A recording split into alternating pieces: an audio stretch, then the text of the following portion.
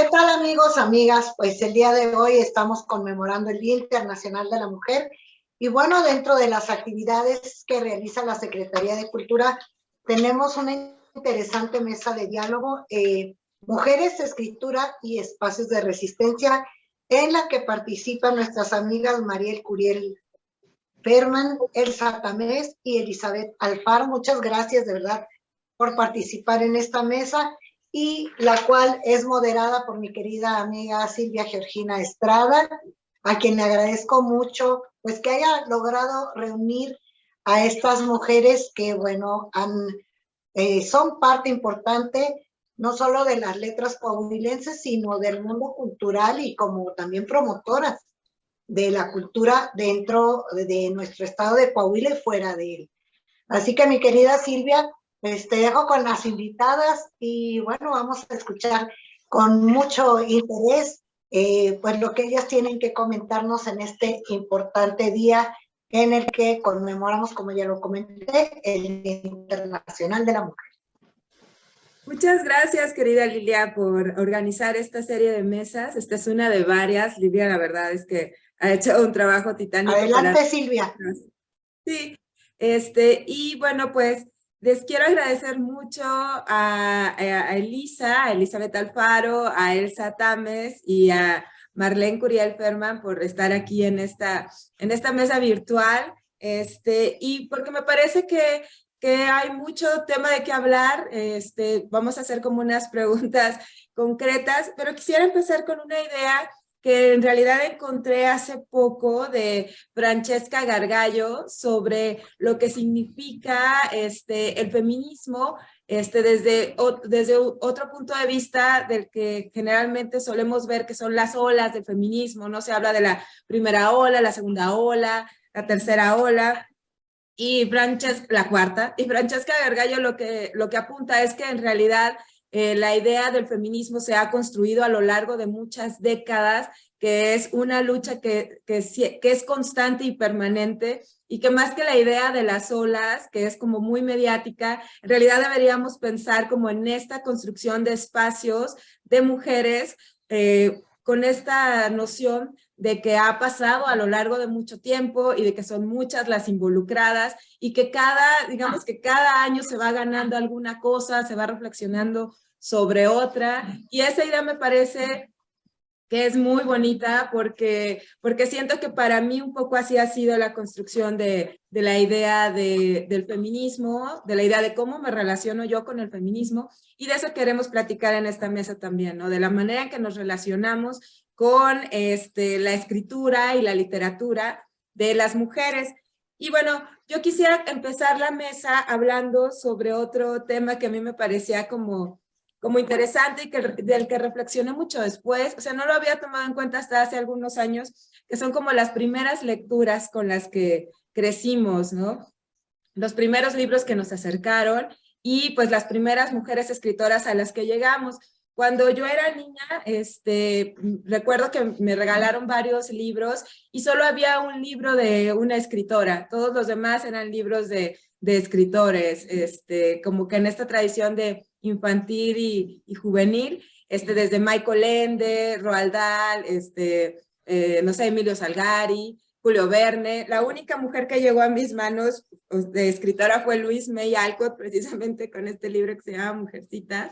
Esta edición me gusta mucho porque tiene una introducción de Patti Smith en la que habla justamente de cómo leer, sobre la posibilidad de construir un universo de mujeres y de que puedes ser una escritora. Una de las protagonistas, Josephine March, quiere ser escritora y lucha para lograrlo en una sociedad norteamericana del siglo XIX. Entonces, a partir de ahí, pues, en realidad no me lo había planteado hasta después, que en realidad llegaban muy pocas escritoras a mis manos cuando era chica y cuando empecé a leer. Entonces yo quiero preguntar, o sea, empezar a abrir la mesa sobre cuál es esta como primera lecturas de mujeres, de escritoras que se encontraron, y si fue difícil para ustedes en esta como primera instancia acceder a autoras, ¿no? A autoras y su propuesta literaria.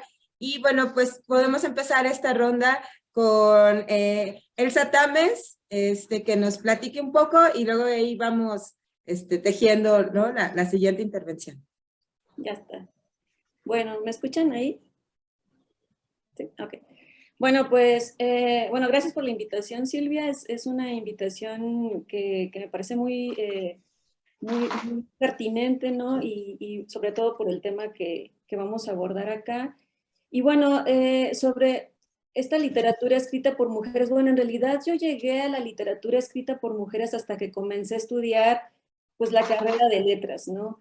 O sea, antes de entrar a la carrera de letras, yo creo que mi único acercamiento a la voz de alguna mujer fue Sor Juana Inés de la Cruz, pero fue por los libros de texto, ¿no? Que veíamos y revisábamos en la escuela. Pero fuera de ahí, fundamentalmente, mi formación literaria fue a partir de estas voces masculinas, ¿no? Y entonces hasta que entré a la licenciatura en letras, es que tengo mi primer contacto con la literatura hecha por mujeres.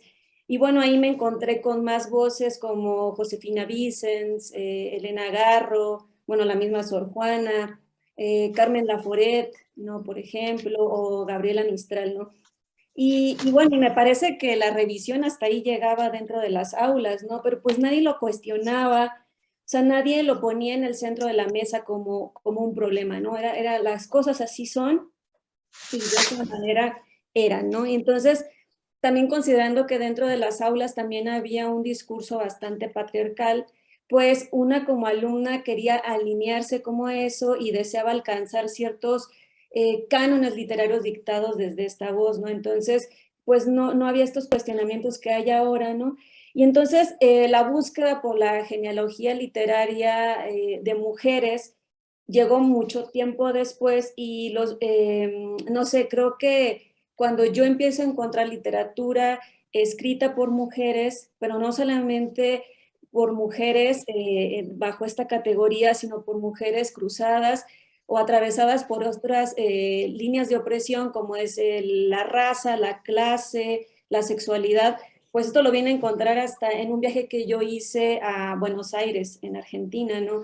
Entonces yo tuve la oportunidad de llegar a una feria del libro y abrirme ante ese universo y encontrarme nuevos lenguajes que nunca antes me habían presentado y que yo no sabía que se podía escribir desde ese lugar y desde esas experiencias, ¿no? Entonces empecé a encontrar como a la mujer negra, a la mujer racializada, a las lesbianas, al tema de los queer, etcétera, ¿no? Entonces para mí fue ahí maravilloso, ¿no? Pero, y justamente, bueno, cuando yo empecé a cuestionarme cuál es mi genealogía literaria, fue que empecé a encontrar todo esto, pero sí, pero lo encontré de esta manera hasta que viajé a Buenos Aires.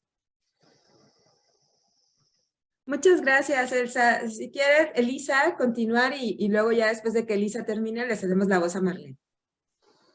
Claro, gracias igualmente por la invitación, Silvia, y por compartir este panel con estas grandes compañeras.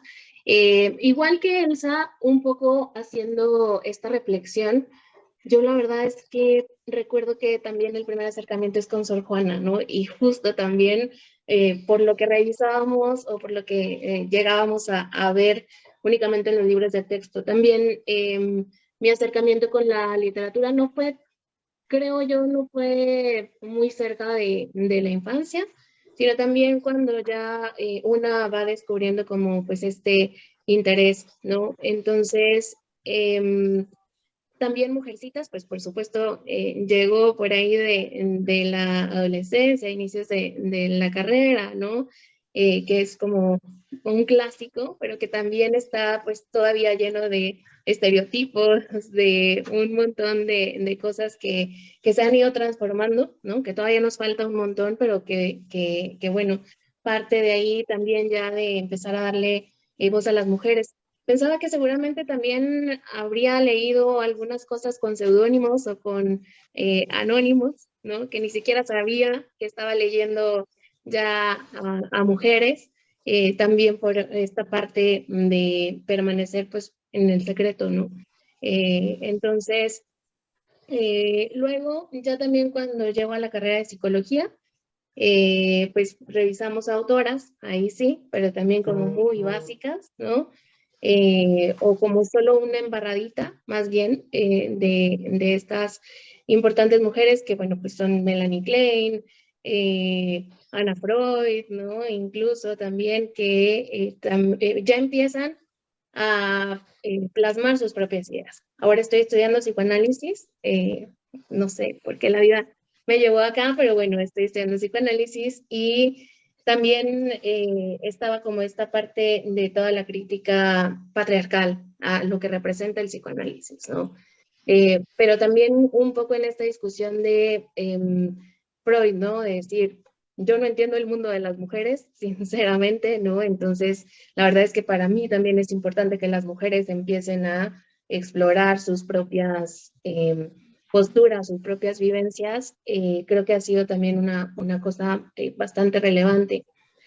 Luego, cuando elegí la poesía, también como una de mis lecturas favoritas o predilectas, pues bueno, encontré a Rosario Castellanos, a Pizarnik, a Silvia Plath, ¿no? Que luego haciendo como un tema de la comparación con los textos que escriben los hombres y también los ensayos de Virginia Woolf, ¿no? Que seguramente ahorita podremos ahondar un poco más de ello. Son temas bien distintos los que se escriben como mujeres, ¿no? También hay una crítica a esta parte de decir, ¿por qué quizá los personajes, quizá los escritos de las mujeres están como mucho más relacionados con temas de la soledad, del el dolor, ¿no? De estas cosas y que pudiera ser como un cliché femenino también dentro de la literatura, pero creo que es importante, ¿no? Y es el espacio y es la voz que nosotras hemos encontrado para poder ir colocando lo que sentimos, lo que pensamos, lo que intelectualizamos y demás, ¿no? Entonces, creo que por ahí ha sido el camino. Y bueno, Marlene, por favor, platícanos para ti cómo ha sido la experiencia. Hola, ¿cómo están? Saludos para Silvia, muchas gracias por la invitación, gracias también a la maravillosa Lilia, gracias a mis compañeras Elsa Tamés y también a Elizabeth. Y bueno, pues es un gusto estar celebrando con todas y todos, no nada más este día, todos los días deben de ser para las mujeres, de las mujeres y también para la sociedad en conjunto. Pues conmigo, la experiencia del acercamiento con literatura hecha por mujeres ocurrió obviamente desde pequeña también con Sor Juana Inés de la Cruz, ¿verdad? También con Gabriela Mistral, por ejemplo. Pero también, afortunadamente, en casa mi papá había traído varios libros de diferentes corrientes literarias, diferentes nacionalidades, y entre esos libros estaba uno que era justamente de Virginia Woolf, y era de una habitación propia, ¿sí? También un tío mío, que ya partió igual a las estrellas, mi tío Chon, también él me compartía ciertas experiencias lectoras y, por ejemplo, estaban Almudena Grandes, ¿sí? Por ejemplo, estaba Luisa Valenzuela, como no, que también la leí más o menos pubertona, por así decirlo, y ya estando en la universidad, recuerdo que una de las autoras que más me llamaron la atención fue Ikramantaki, con esta serie de ensayos sobre política, sobre sociedad, historia, antropología, y me gustó mucho un ensayo que se llamaba El pueblo que no quería crecer, y entonces ahí fue cuando dije, qué padre, o sea, alguien que pueda tener esta panorámica de cómo ha sido el desarrollo cultural en México, cuáles han sido sus muletillas, por así decirlo, sus problemas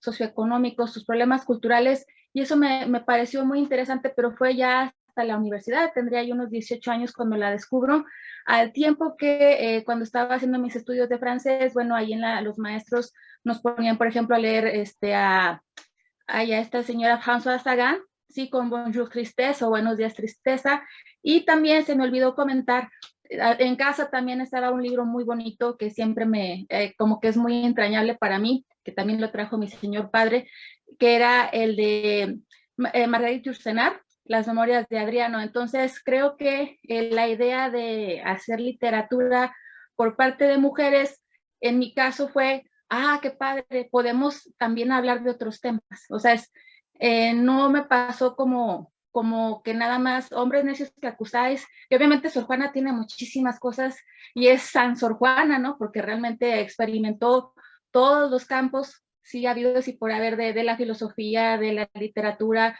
incluso hasta de los villancicos, ¿no? Pero acá también yo podía observar que había otros temas que se podían integrar dentro de este discurso femenino, ¿sí? Entonces creo que en ese sentido las experiencias que tuve fueron muy enriquecedoras porque me abrieron una puertita que al mismo tiempo me liberaba para igualmente yo tratar de explorar como escritora otros temas.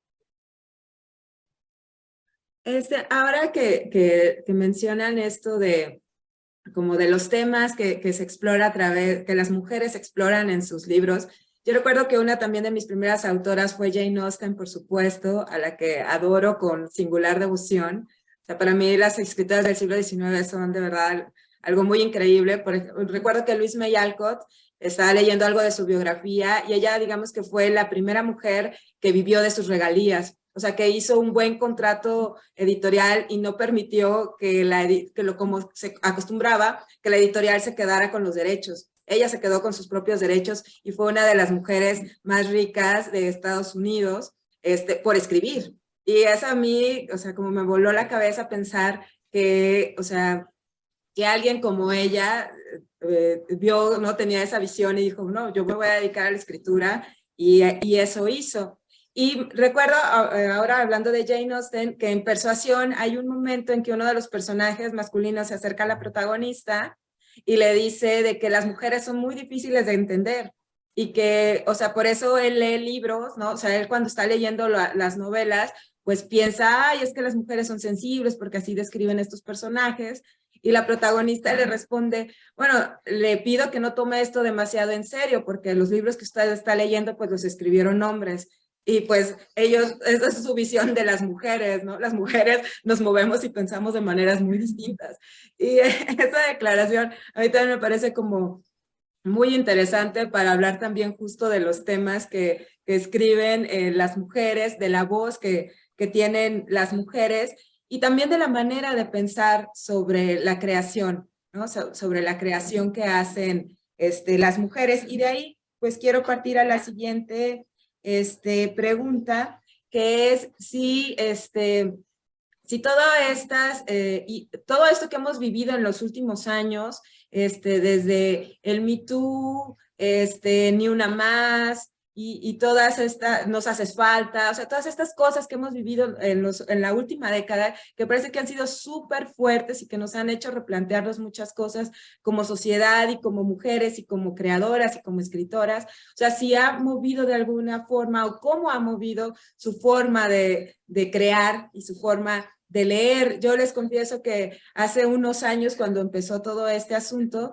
me puse a ver cuántos libros de autoras teníamos en la biblioteca, mi esposo y yo, Julián y yo, y entonces nos dimos cuenta de que era un número muy menor en relación con los autores, y entonces ahí me di cuenta de que toda la industria editorial y la sociedad te impulsa a comprar cierto tipo de escritura y te estás perdiendo muchas cosas, como bien dijo Elsa, que luego hay descubrimientos, y yo me he dedicado a buscar libros de escritoras y de tener 2 libreros solo de escritoras. Ahora pues ya, o sea, ya voy en el quinto estoy buscando, quiero explorar, quiero ver, ¿no? Hice un círculo de lectura en el que solo leemos mujeres, pero bueno, quisiera que ustedes me platicaran sobre cómo ha sido su experiencia.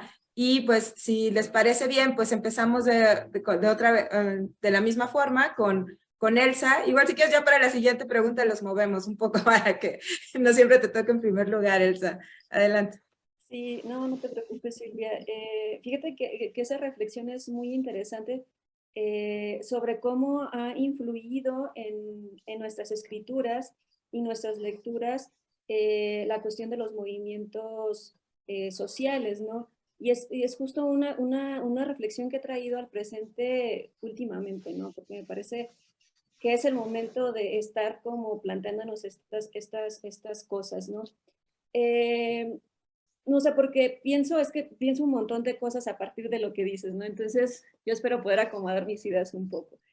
Pero creo que, por ejemplo, los movimientos sociales surgen a partir de las problemáticas, ¿no? que surgen en la sociedad. Y entonces, a partir de estos movimientos sociales feministas, es que las mujeres teóricas se pusieron a escribir y a crear teoría a partir de estos movimientos sociales. Y entonces en este momento, y bueno, entonces empieza a producir conocimiento a partir de la periferia, ¿no? Porque en el centro están ciertos discursos, que son los discursos canónicos, ¿no? Está la epistemología centrada, y todo lo que está afuera, pues es la periferia, ¿no? Entonces dentro de esa periferia está todas las personas que estamos atravesadas por distintas opresiones, ¿no? Como está la línea del género, en este caso, y todas las demás, ¿no? Y que al mismo tiempo están todas entretejidas, ¿no? Porque todo eso viene de un sistema, bueno, más bien de una maquinaria que se compone de varios sistemas, ¿no? Como es el capitalismo, el colonialismo, el sistema heterosexual, etc. Entonces, todo esto está entretejido. Y todas estas opresiones juntas están en la periferia, y en la periferia está como estas voces que se ponen a crear conocimiento a partir de los movimientos sociales. Entonces me ocurre primero, por ejemplo, citar a Gloria Anzaldúa, que Gloria Anzaldúa en su libro de La frontera justo crea una categoría que es la frontera, ¿no? Y esta frontera, esta concepción de la frontera es muy interesante porque Gloria Anzaldúa dice, bueno, o sea, está como este espacio de enunciación en el cual vamos nosotros, todos los freaks, los raros, los del mundo zurdo, porque vamos a hablar porque es momento de hablar, ¿no? Entonces vamos a hablar sin pedir permiso a tomar la palabra, ¿no? Entonces yo pienso también a los movimientos sociales como un espacio de frontera, como un espacio en el cual no vamos a pedir permiso para tomar la voz, sino que vamos a tomar la voz y a partir de aquí nos vamos a enunciar, ¿no? Y a partir de aquí vamos a empezar a crear cosas.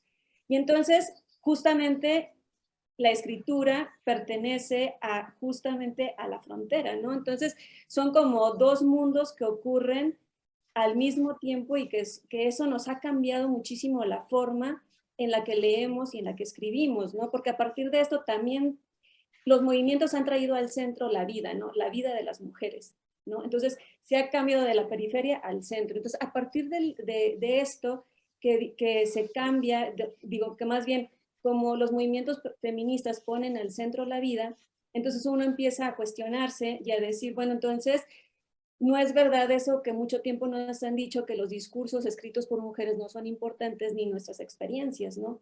Sino más bien son importantes nuestra vida y nuestras experiencias, y a partir de aquí es que empezamos a producir el conocimiento y empezamos a construir al conocimiento, a la epistemología, ¿no? Desde las epistemologías del sur, que somos como todos los freaks y etcétera, ¿no? Por decirnos de algún modo, que no lo somos, pero espero que me entiendan, ¿no? Y bueno, entonces pone al centro la vida, y desde mi yo situado, desde lo que soy, desde mi experiencia encarnada, comienzo a crear, comienzo a escribir. Y a partir de ahí, bueno, surgen un montón de cosas, porque luego recuerdo a Chimamanda con este libro que ella escribe, con el peligro de la historia única, ¿no? Donde ella cree que solamente puede escribir de ciertas experiencias que vienen marcadas por el canon, pero luego se da cuenta que no, que también puede hablar desde su ser de mujer negra, racializada y etcétera, y hablar desde esto, ¿no? Entonces, no sé, finalmente, como ya uniendo como lo que he dicho, me gustaría como pensar en que el paro, el movimiento social como paro, viéndolo desde Verónica Gago, por ejemplo, es un momento de creación, o verlo desde el Entre de Marina Garcés, que también es un espacio de creación, y vincularlo con lo que dice Camila Sosa, que con su concepción de escritura, ¿no? Que también la escritura es un paro, es un momento de quedarte quieta, en silencio, y comenzar a crear a partir de aquí. Y entonces esos paros son unos entres a partir de los cuales creamos, para generar como esos discursos a los cuales como que estuvimos como relegadas al silencio, ¿no? Entonces, a partir de aquí, empezar a crear a partir desde estos paros, a pesar de que el paro en la vida capitalista es muy criticado, porque ¿cómo vas a parar cuando hay que estar produciendo? Y bueno, creo que definitivamente los movimientos sociales sí han modificado bastante en la manera en que, desde mi experiencia, es que ahora desde este lugar es que me posiciono para leer y para escribir. Bueno, esa ha sido desde mi experiencia y desde mi opinión, la influencia que tienen los movimientos sociales en cuanto a la escritura.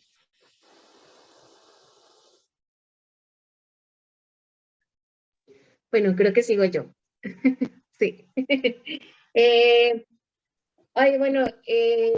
Sí, pones una pregunta bien complicada, Silvia, pero complicada en el tema de que sí nos lleva a un montón de reflexiones, ¿no?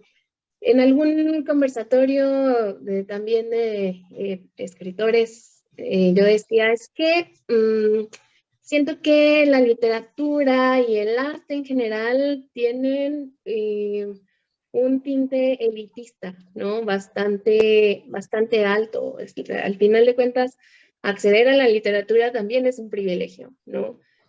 Para muchas mujeres en particular.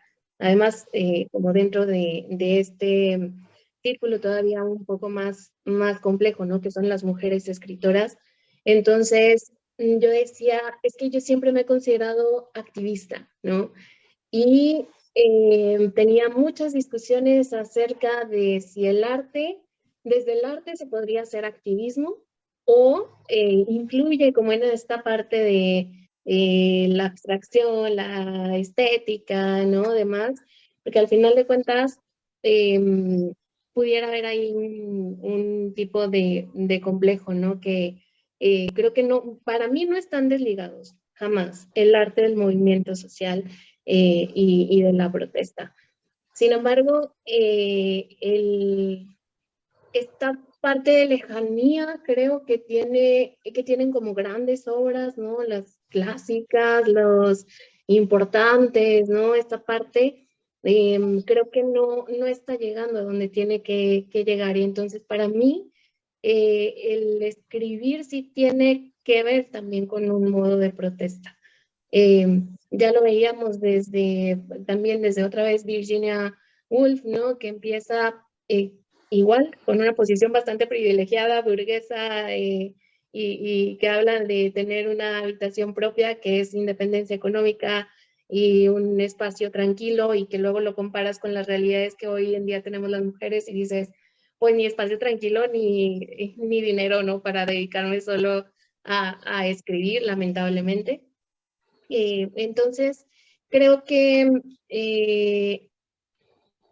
por ejemplo, yo desde el acompañamiento que trabajo con mujeres víctimas de violencia, víctimas de desaparición, ¿no? Que trataba como en algún taller de acercar estas realidades a la literatura, de decir, es que yo quiero que la gente sepa que hay un grupo, hay decenas de mujeres que están escarbando en fosas clandestinas, que están exhumando cuerpos, que están tratando de juntar montones de restos, de huesitos, para formar los cuerpos de sus hijos, de sus hijas desaparecidas. Y eso difícilmente lo encuentro en la literatura, ¿no? Entonces digo, yo sí quiero ser esa escritora, ¿no? Yo sí quiero ser esa mujer que escriba de esas otras mujeres que me toca acompañar y que nos toca vivenciar toda clase de violencias, ¿no? O sea, en mi mente están todo el tiempo como los gritos más desgarradores, ¿no? De una mujer recuperando el cuerpo de su hijo, de su hija. Están también las caras de los niños, de las niñas, ¿no? En específico, que se están convirtiendo en personas buscadoras, niñas y niños que han sufrido temas de violencia sexual por la propia familia y demás, ¿no? Y entonces, yo digo, para mí sí es importante escribir acerca de eso. Y entonces, estos movimientos que se han ido consolidando cada vez más, ¿no? Y que estamos también en este marco de tomar las calles, de hacer iconoclasia, de poder también hacer arte ahí, ¿no? Arte ahí en esos espacios públicos. Creo que es bien necesario. ¿Por qué? Porque creo que nuestra mente, ¿no? Nos puede dar para un montón con esta parte de los procesos creativos, de lo imaginativo, de la ficción, pero creo que también el contexto real, el contexto social en el que puedes escuchar en una marcha a miles de mujeres gritando las consignas, ¿no? A mujeres que toman el micrófono para narrar sus testimonios de violencia. Creo que eso a mí en lo personal es lo que me mueve todas las fibras para poder escribir algo, ¿no? Y entonces, afortunadamente también ahora, mucho más actualmente, me he topado con libros que sí tienen que ver completamente con este tema de movimiento social. De hecho, aquí tengo uno. Este es el de Ya no somos las mismas, que son un grupo de mujeres que escriben de todo tipo, ¿no? Escriben cuentos, novelas, poesía, crónica. Y entonces, esto no es más que una protesta, ¿no? Contenida aquí en unas páginas. Y luego por acá tengo otro, que es poesía feminista, pero bueno, ahorita pasamos a una parte de recomendaciones, pero me encanta, ¿no? Me encanta ser parte de esto, me encanta saber que sí podemos hacer activismo a través de la literatura, y creo que eso es también gran parte de lo que me ha motivado a mantenerme más o menos activa escribiendo cosas, ¿no? Entonces, pues eso, quizás es desde una experiencia muy personal, pero bueno, creo que lo personal es político al final de cuentas. Así es que creo que eso es como parte de. Listo. Marlene, Muchas creo que gracias, Elisa. Marlene, por favor, adelante. Gracias. Bueno, pues si bien es cierto que el canon literario se ha visto impregnado de estas cuestiones estéticas, ¿no? De estas escalas estéticas de qué es lo bello, qué es lo contundente, qué es lo trascendente, qué es aquello que impregna de historicidad, por así decirlo, algún texto que lo va a marcar como algo eterno. También es cierto que, y con el que este canon literario difícilmente pudo permear de puertas abiertas, porque ya bien sabemos que existieron personajes de la escritura femenina como las Trovairids, ¿no? de la Edad Media, y a pesar de que, bueno, apenas en este siglo se conocen a estas chicas que escribieron, y que sin lugar a dudas este canon, como cuando uno lanza una piedra a un lago y que empieza a hacerse una serie de ondas, cae primero la piedra, obviamente, dentro de este concepto de la Europa colonialista y postcolonialista. Obviamente son mujeres blancas las que van a estar escribiendo, obviamente son mujeres blancas las que van a estar cuestionando su posición dentro de la estructura socioeconómica y también cultural de su nación. Obviamente iban a estar cuestionando los arquetipos. Ahí tenemos a Simone de Beauvoir, sí, con el segundo sexo. O, por ejemplo, tenemos a una poeta sueca súper adelantada, que es Edith Södergran, y que obviamente rompe esquemas. Anna Akhmatova también, que empiezan a romper esquemas y que empiezan a hablar de su propio ser, que comienzan a disentir de esta realidad, digamos, instaurada, esta cosa como arquetípica o como un modelo fijo, rígido, que no podía moverse y que tenía, sin lugar a dudas, una base heteropatriarcal. También es cierto que estos cánones comienzan a resquebrajarse un poco con la literatura que habla de la guerra, pero siguen siendo mujeres de alguna manera privilegiadas, ¿sí? Que platican desde su condición de a lo mejor que pudieron accesar a un nivel cultural un poco más alto, un nivel educativo superior, pero tenemos grandes voces como por ejemplo Svetlana Alexievich, ¿sí? Por ejemplo con su libro que se llama La guerra no tiene rostro de mujer, o tenemos a Slavenka Drakulic, que tiene este libro tan bonito que se llama Como si no estuviera ahí, o a Diana Shibli con Un detalle menor, que todas ellas empiezan a hablar de la guerra como esta laceración que les ocurre a sus cuerpos, pero también al cuerpo visto como esa integración sociocultural que se da tanto a nivel individual como a nivel colectivo. Es como este desdoblamiento que empieza a correr o a expandirse o a ramificarse en los estratos sociales de diferentes países, ¿no?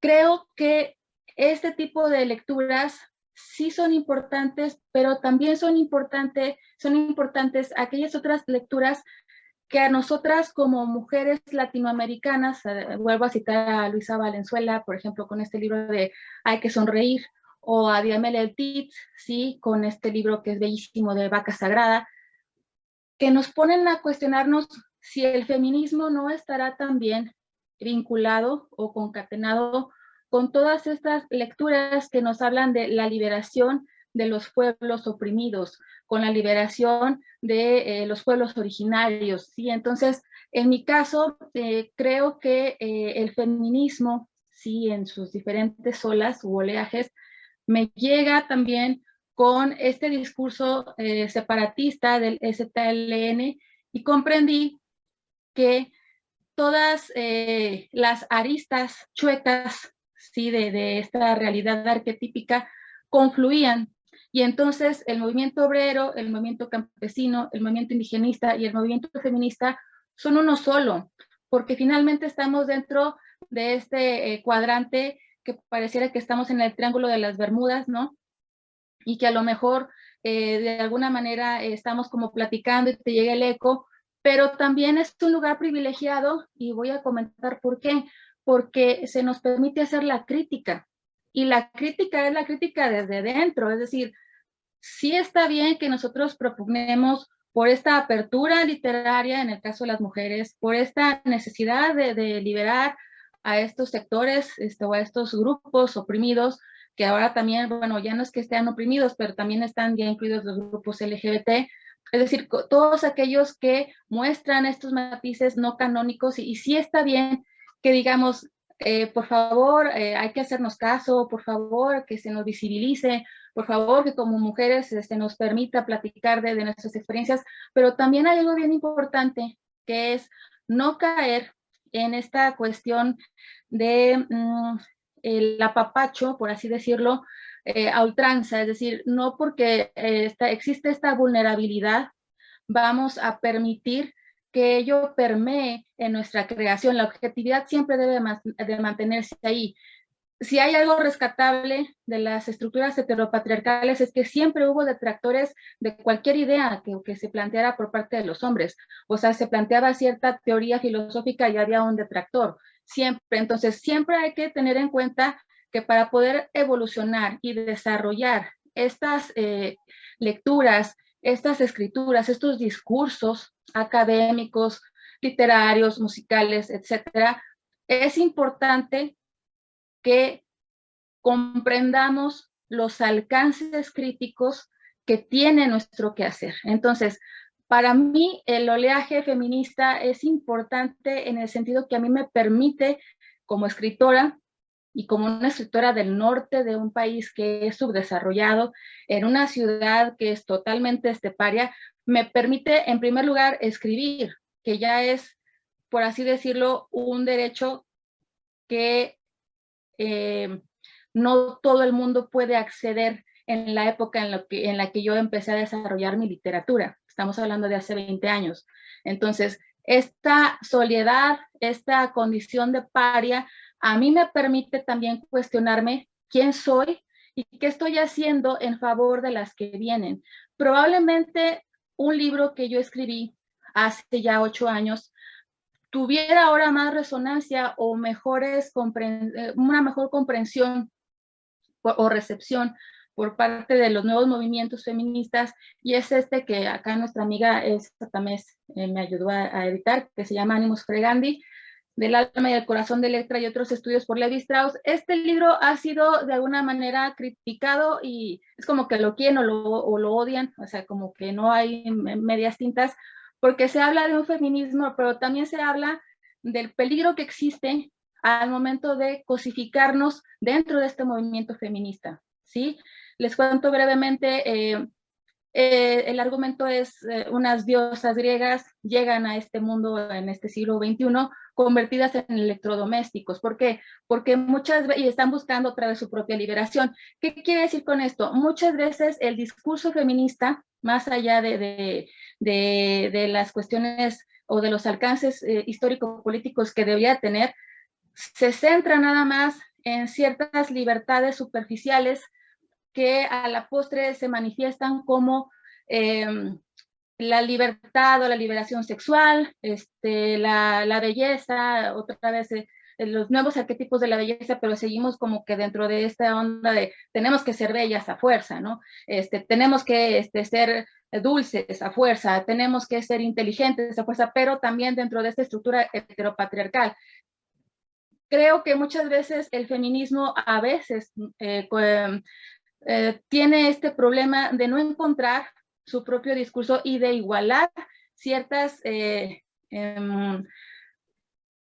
variables, por así decirlo, o ciertas actitudes heteropatriarcales que deberíamos ya de sacarlas del canon y tratar de reírnos de nosotras mismas, tratar de burlarnos, porque no es que estemos tratando de imitar a los hombres, sino de encontrarnos a nosotras mismas y de paso también comentar a los demás que somos capaces de crear nuevas realidades, no nada más para nosotras, porque si hablamos del feminismo, que realmente es un feminismo comprometido, ¿sí?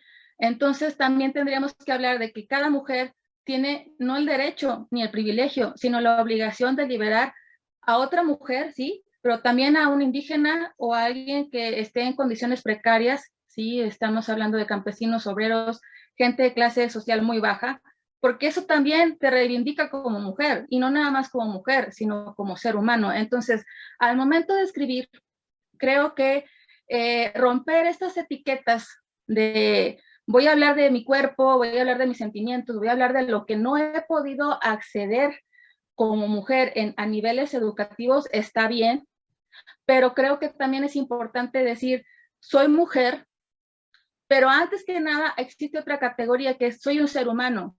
Yo soy un ser con entendimiento y voy a hablar igual de antropología, de ciencia, ¿sí? De, no sé, religión, si quieren, de espiritualidad, y lo voy a poder hacer desde la poesía, desde, no sé, un estudio académico, desde la narrativa, desde lo que ustedes gusten, porque es muy, muy importante construir nuevos paradigmas, que esta palabra es medio chocante, pero bueno, nuevos universos a través de los cuales transitemos como mujeres, pero que también permitamos que otros transiten e incluso invitemos a otros hombres, ¿sí? Con realidades socioafectivas diferentes al modelo del macho alfa, a que transiten por ahí. Y yo creo que eso es más que nada una de mis labores como escritora y también como tallerista de textos de otras personas, que tenemos que romper ya este cascarón. Entonces yo creo que por ahí me quedaría en este sentido. Gracias. Gracias, Marlene. Y bueno, ya para la ronda final, porque lamentablemente estamos sobre el tiempo, nos quedan unos 10 minutos. Y bueno, podríamos seguir platicando aquí mucho, evidentemente. Bueno, la ronda final igual empezamos con Elizabeth, y luego ya seguimos con Elsa y terminamos con, bueno, más bien con Elisa, luego Marlene y terminamos con Elsa, para cerrar y cambiar un poco el orden. Y bueno, es sobre una de las cosas que ya han ido surgiendo. O sea, hemos hablado, por supuesto, de la habitación propia de Virginia Woolf y las complicaciones que tienen las mujeres para escribir. Hace poco leí la biografía que escribió Elizabeth Gaskell sobre Charlotte Bronte, Y a pesar de que ellas las hermanas Bronte tuvieron el privilegio de que su padre era párroco y las enseñó a leer, les enseñó latín, etcétera. O sea, ellas estaban supeditadas a las labores domésticas para poder hacer sus libros, ¿no? O sea, ellas no podían ponerse a escribir si antes no había estado la casa limpia, si no se habían atendido la cocina, si el padre no había ya cenado, ¿no? O sea, también me parece que estas ideas de las cosas que se ganan, siempre hay que pagar por ellas.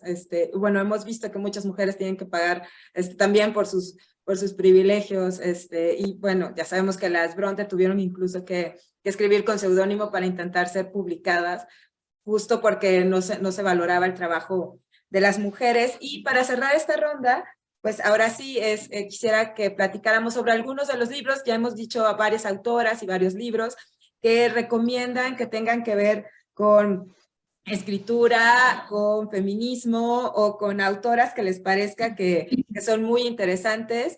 Yo voy a poner sobre la mesa un libro que leí recientemente, que es Maggie O'Farrell, es la autora, y el libro se llama Hamnet, que es sobre la esposa de William Shakespeare, que, o sea, casi nadie sabe sobre ella. O sea, hay como 3 líneas de su biografía. Entonces lo que hace Maggie O'Farrell es imaginarse cuál es la vida de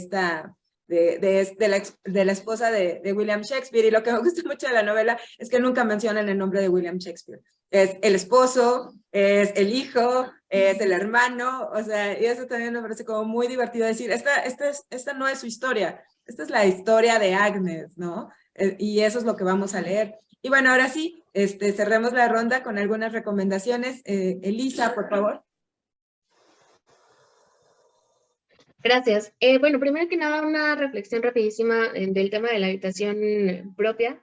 Igual regresándome un poco a este tema, creo que lo ideal, o quizá muy utópico, sería que construyamos una habitación propia en las calles, ¿no? Para mí, que podamos construir una cantina feminista en donde las mujeres podamos ir a escribir libremente, ¿no? Y estas cuestiones, pensaba en el Cerdo de Babel, pero tomarlo como un día solo para mujeres de estas cuestiones, creo que estaría muy chido. Creo que sería una cosa más que revolucionaria, necesaria, ¿no? Porque creo que es ahí donde podemos realmente encontrarnos, porque una sola consigo misma luego es complicado, ¿no? Y tener además los privilegios que ya decíamos que necesitábamos para poder dedicarnos al tema de la escritura y poder facturar por ello, que está dificilísimo, pero bueno, creo que eso, al menos compartir el alcohol y la escritura, al menos un día al mes, creo que por ahí podríamos empezar súper bien con nuestra propia habitación. Listo. Y después de eso, bueno, uno de los libros que tenía como recomendación era esta antología que encontré hace poco, que es Poesía feminista del mundo hispánico, desde la Edad Media hasta el siglo XX. Entonces, creo que tiene a bastantes autoras bien interesantes, y que además tiene como muchos de los temas en específico, ¿no? De lo que representa el papel de las mujeres en la poesía, y cómo los versos también nos van hablando de estas olas que nos llegan a todas. Luego tengo uno que tú me prestaste, Silvia. Bueno, ya es el mío, ya lo regresé. Es el de 38 estrellas, de Josefina Citra. Este libro también creo que es muy poco conocido y creo que es bien importante que todas nos demos la oportunidad de leerlo. Es la fuga de una cárcel de mujeres de Uruguay. Josefina Citra primero estaba haciendo una reseña de Pepe Mujica, quien era presidente en aquel entonces, pero también al encontrarse con su esposa dijo, no, creo que ella tiene una historia mucho más interesante, ¿no?, que contar. Entonces, este es un suceso histórico, no es un libro de ficción, pero que híjole, yo no sabía y cuando lo leí dije, no puede ser, porque no lo sé si me considero feminista, ¿no? Y más como en estos temas de Latinoamérica y demás.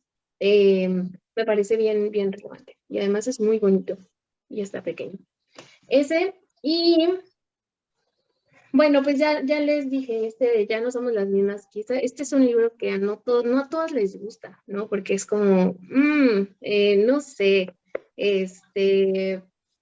pudiera tener como algunas cosas que se consideran no tan buenas en la parte técnica, pero a mí lo que me interesa mucho es la parte de la diversidad de historias, ¿no? Que tenemos y la diversidad de formatos en las que lo podemos hacer. Vienen incluso fotografías, grabados y demás, y que es también una compilación bien interesante de pues, que ya no nos estamos quedando en silencio. Entonces, creo que esas serían mis 3 recomendaciones para este último bloque. Listo, para no comerme más tiempo. Muchas gracias, Elisa. Marlene, por favor, tus recomendaciones. Bueno, pues gracias. Retomando un poquito de lo de la habitación propia, creo que el momento, más bien la habitación adecuada para ahorita es nuestro momento presente. Independientemente de si tienes, no sé, una casa de 3 pisos o un jacal, e incluso la habitación propia adecuada para escribir es instaurar el territorio, metafóricamente hablando, para que otros escriban, pero sobre todo la gente que no ha podido hacerlo. Si nos esperamos a tener este departamento en Polanco, con vistas a saber Dios dónde, pues va a estar canijo. Entonces, el momento es ahora, nada más. De las cosas que a mí, los libros que a mí me gustaría recomendar, bueno, pues 3, son un montón, pero hay uno muy interesante de Amélie Nothomb, Barba Azul, por aquello de retomar esta alegoría, ¿no? Del hombre que maltrata a la mujer y que luego las mata, etcétera. Este nuevo cariz que le da Amélie Nothomb está muy interesante. Amélie Nothomb es una mujer como muy controversial, porque de pronto pareciera que hace bestsellers, pero luego es como el caso de este hombre de Stephen King, ¿no? Que platica así de como que todo muy sangriento, no es el caso de Amélie, pero me refiero a que es como demasiado comercial para llegar a las masas, pero si ya genéticamente le leemos ya con esta onda profunda, estamos entendiendo que es una crítica bien cañona a lo que todavía ocurre, que es la clásica mujer que se supedita a un hombre para tener seguridad en cualquiera de los aspectos, emocional, económica, social, whatever. Entonces está muy interesante ese libro y están estos otros 2, ¿sí? Que se llama 33 monstruos no, de Lidia Zinovьeva Aníbal. Es la primera novela lésbica de la literatura rusa, aquí se las dejo, ¿sí? Justamente con esto que platicaba Elsa, ¿no?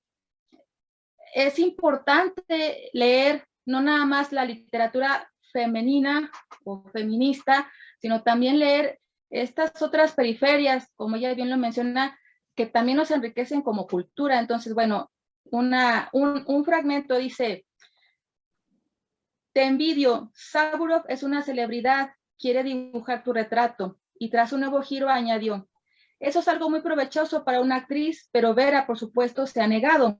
A veces me pregunto si tu amistad con Vera es buena para ti. Tania me tiene envidia, pero es que todo el mundo me tiene envidia. Es imposible convencerme de lo contrario.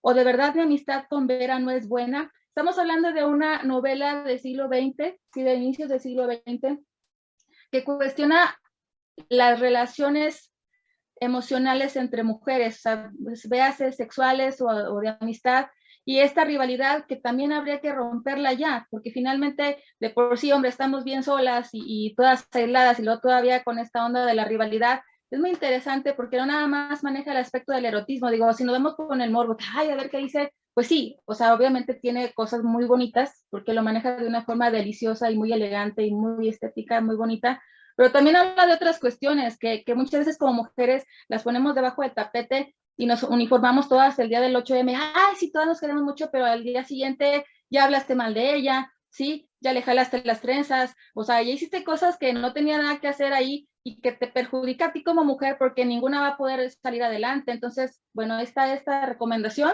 Y está esta otra, es una antología hecha por un hombre, pero que es Arnulfo Vigil, uno de los grandes contraculturistas de Nuevo León, ¿sí? Pero el libro es buenísimo, se llama Sor Juanas en inglés, y es la poesía chicana, y es una delicia porque hace un estudio padrísimo, y no es ese estudio donde, y yo pienso que ellas como mujeres, no, les da un lugar muy padre, pero sobre todo las páginas, si acaso, donde él habla de ellas, pues serán del total unas 25, y todas las demás son los poemas de estas mujeres. Aquí hay uno de Gina Valdés, que se llama English con salsa, y en una de sus estrofas dice: welcome, welcome amigos del sur, traigan sus lenguas zapotecas, sus tonos náhuatl, su paciencia piramidal, sus soles rojos y sus lunas doradas, sus ángeles de la guarda, sus alebrijes, sus santos patrones, su santa tristeza, su santa alegría, San todo lo puede. Salpicaremos agua bendita sobre los pronombres, le haremos la señal de la cruz a los participios pasivos,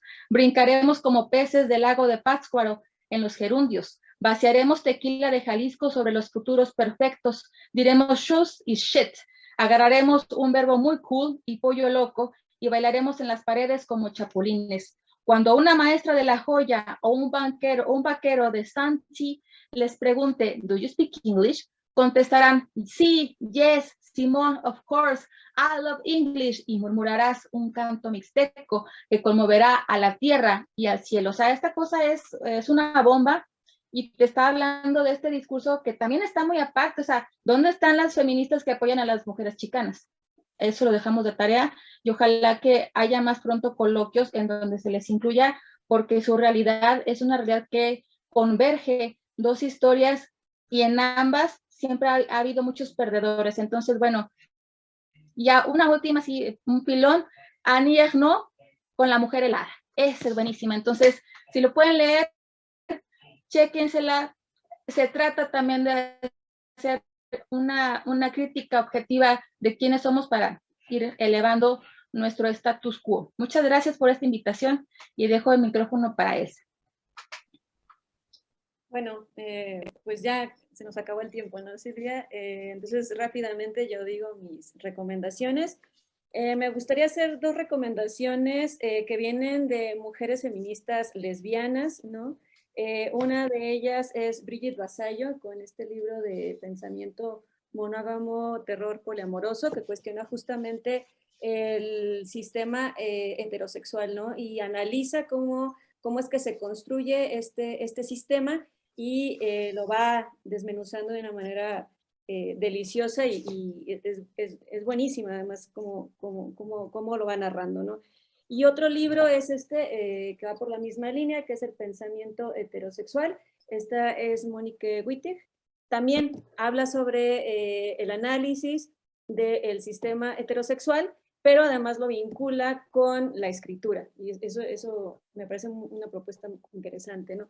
Y finalmente voy a recomendar este libro, que es de una mujer colombiana, que se llama El racismo y yo, de Edna Liliana Valencia Murillo. No sé, es un libro que a mí me atrapó desde la primera página, y entonces ahí habla desde su propia experiencia como mujer racializada en un país profundamente racista como es Colombia, y va platicando como su experiencia en torno al racismo, y por ejemplo, uno de los temas principales que maneja en el libro es el tema del cabello, ¿no? El significado del cabello crespo, ¿no? Y toda esa carga histórica que tiene el cabello crespo, ¿no? O sea, con qué se le vincula, con qué tipo de cuerpo se le vincula, con qué tipo de violencias, y que hasta la fecha es algo que ha marcado y que marca a las mujeres afrodescendientes. Entonces, yo recomiendo estas tres lecturas. Bueno, pues les agradezco mucho la participación. Yo creo que nos vamos a quedar con una larga lista de autoras y de libros, y eso me da mucho gusto, porque justo estos intercambios son para conocer más, para justamente compartir nuestra experiencia lectora y escritora. Yo le agradezco a Lilia Rabiela por abrir este espacio de conversación, y bueno, también por supuesto a nuestras participantes, a Elizabeth Alfaro, a Elsa Tames y a Marlene Curiel Ferman, por acompañarnos en esta mesas sobre escritura, sobre feminismo, sobre espacios de resistencia. Y bueno, pues creemos espacios de resistencia, como bien dice Elisa, yo sí retomo la palabra, hagamos esa invitación propia una vez al mes. Gracias por participar, les mando un gran abrazo. Gracias, un abrazo. Gracias. Muchas gracias. Un placer, gracias.